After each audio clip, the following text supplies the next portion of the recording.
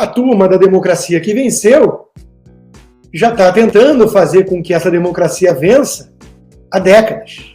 Desde a década de 60, para ser mais preciso. Lá, eles foram impedidos por militares. Eles não conseguiram fazer a democracia vingar naquela época. Agora eles estão conseguindo. Está tudo montado direitinho, todas as estruturas, todo o arcabouço, para que a democracia venezuelana, cubana, chinesa possa prosperar no Brasil.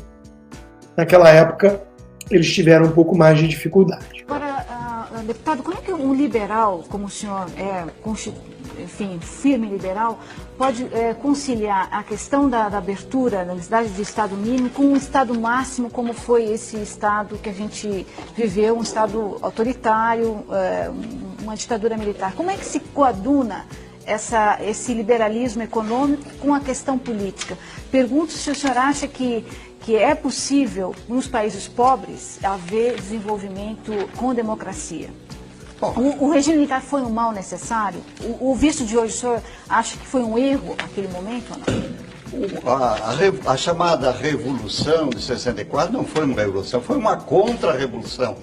É uma ilusão dos nossos esquerdistas imaginar idillicamente que em 1964 havia uma opção entre uma democracia liberal e uma democracia social. Não existia, não. A opção entre dois autoritarismos.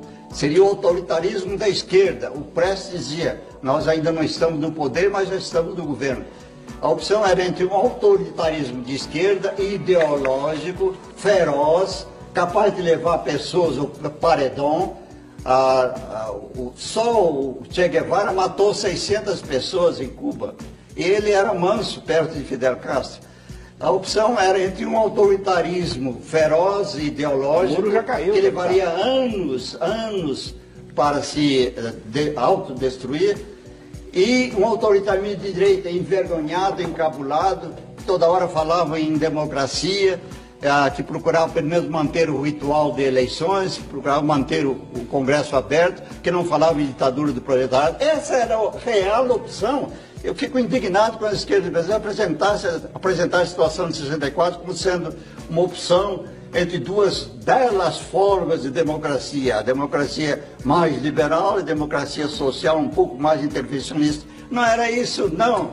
Era uma luta ideológica que ocorria no mundo todo. E a opção era entre o autoritarismo de esquerda e o autoritarismo de direita. E o autoritarismo de direita é muito mais biodegradável, dura muito menos e é menos violento do que o autoritarismo de esquerda. Todos os principais ex-guerrilheiros que se lançam na luta política costumam dizer que estavam lutando pela democracia. Eu não tenho condições de dizer isso.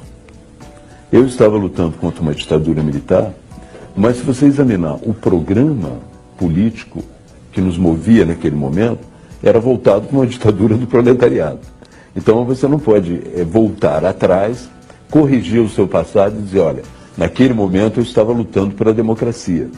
Havia muita gente lutando pela democracia no Brasil, mas não especificamente os grupos armados que tinham como programa esse processo de chegada a uma ditadura do proletariado. É a primeira grande visão do passado. Tá? É um primeiro ponto de separação do passado. Não, a luta armada naquele período não estava visando a democracia, pelo menos no seu programa. Aí já um movimento não mais estudantil, um movimento social de tomada do poder, é isso que nós queríamos, e transformação daquilo em socialismo, e que nós não éramos exatamente contra a ditadura, nós éramos contra a ditadura militar burguesa, mas nós éramos a favor da ditadura do proletariado. Isso ninguém diz, mas tem que dizer, faz parte da nossa história. Vamos consertar o que disse o Gabeira, né? Lutavam sim pela democracia, Gabeira. Democracia relativa. Democracia cubana, venezuelana. Hoje, vista assim pelos revisionistas que estão no poder. Então, naquela época, eles foram interrompidos pelos militares. Hoje, os militares prestam continência a eles. Se isso não te desespera, é porque você precisa estudar um pouquinho mais de história. Muito obrigado a todos. Amanhã nos vemos na Oeste Sem Fio.